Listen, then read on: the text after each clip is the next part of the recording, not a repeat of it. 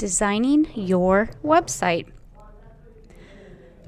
You most likely will have some sort of web gallery on your portfolio.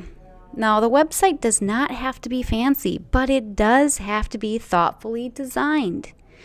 Some of you may choose to use a template.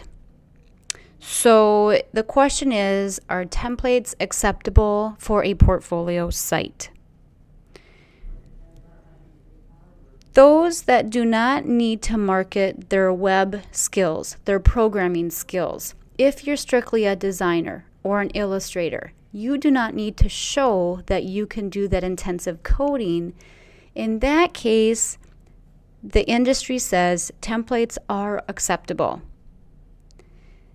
Creative professionals will look for a way to distinguish their sites from the generic formats and templates. So you don't want to just use an existing template, don't customize it, and just put it out there.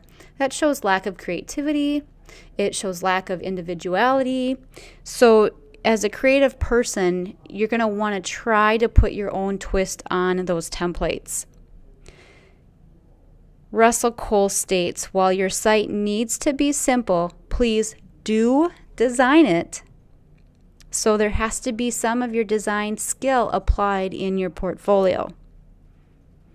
Some people come to the assumption that the designer's just lazy when they're using a template, whether it be WordPress, Wix, Squarespace, Weebly, Tumblr. There are many more out there. I think the thing to remember here is to make an informed choice of what method to use based, again, on those goals that you have. What are your career goals and what are your capabilities? Some of you cannot do any programming, so don't try. And if you do try to do programming with instructor help and instructor assistance, when you graduate and you're on your own, you will have no idea how to update your portfolio and keep it alive and keep it new and fresh. The same logic that argues against using a clever experimental font on your resume, keeping that professional, kind of, precludes using an unfamiliar user interface design as the primary navigation in your portfolio site. So you want to keep everything calm and tame, so to speak. But it has to be designed. You are a designer. Think about that. What are you showing when you just plop everything in a template that is very common and everybody recognizes? On the flip side, what is it that you're showing when you use a template with some kind of wacky, wild navigation that doesn't show your professionalism?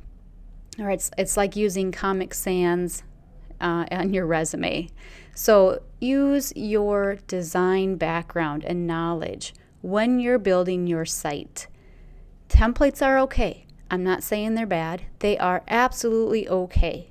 Just make sure that you're putting your twist on those to make sure that your design is professional, showcases your work, your skill, and your brand identity.